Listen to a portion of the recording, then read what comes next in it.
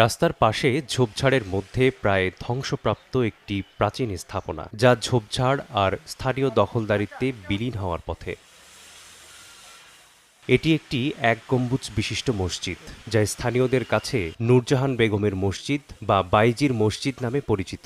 গোমতী নদীর উত্তর তীরে মাঝিগাছা নন্দীর বাজার সড়ক ও বেড়িবাঁধের সংযোগস্থলে স্থাপনাটি কালের সাক্ষী হয়ে দাঁড়িয়ে আছে।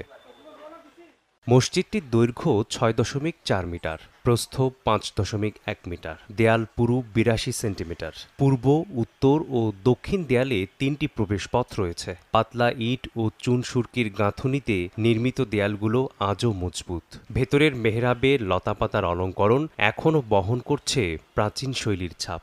বিতর্ক এড়িয়ে ধর্মীয় উপাসনালয় হিসেবে বিবেচনা করে মসজিদটি সংরক্ষণের দাবি স্থানীয়দের। মসজিদ যেইভাবে করুক, এটা আল্লাহর ঘর। মসজিদ এমনি এমনি কোনো জায়গায় হবে না পৃথিবীর বুকে, এটা আল্লাহর হুকুমে মসজিদ নির্মাণ হবে। এই মসজিদের যেই কারুকার্য এবং স্থাপনা বৈশিষ্ট্য দেখা যাচ্ছে, এতে এটা আমাদের ঐতিহাসিক নিদর্শনের একটা বিরাট অংশ, বিরাট ভূমিকা। এটা যখন তৈরি করা হয়েছিল সে সময় মানুষজন এখন আর বেঁচে নাই কেউ, ফলে এটা একজন থেকে আরেকজনে ট্রান্সমিট হতে হতে এখন আমাদের সামনে যে সত্যটা দাঁড়িয়েছে, এটা হচ্ছে নূরজাহান নামীয় এক ভদ্র মহিলা এই মসজিদটি তৈরি করেছিলেন। প্রাচীন ইতিহাস রক্ষায় এটিকে প্রত্নসম্পদ ঘোষণা করে সংস্কারের দাবি নাগরিক সমাজের। পুরান স্থাপত্য হিসাবে এটি এক গম্বুজ মসজিদ এবং সরকারের যে প্রত্নতত্ত্ব অধিদপ্তর তারাও দুইবার সমীক্ষা করে গেছে এবং তারাও বলেছে এটি পুরাকীর্ত হওয়ার যোগ্যতা রাখে।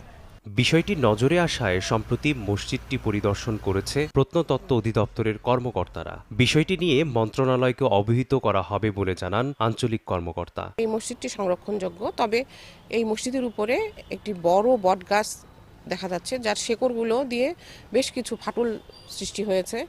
তো এটা একটু চ্যালেঞ্জের কাজ, তবে মসজিদটি এক গম্বুজ বিশিষ্ট মসজিদটি এটি পরিদর্শন করে আমি আসলে বলতে পারবো এটি সংরক্ষণযোগ্য কিনা। ২৫০ বছরের পুরাতন নূরজাহান বেগমের মসজিদ প্রত্নসম্পদ হিসেবে সংরক্ষণ করা গেলে ইতিহাসের এক অজানা অধ্যায় উন্মোচিত হবে বলে দাবি স্থানীয়দের।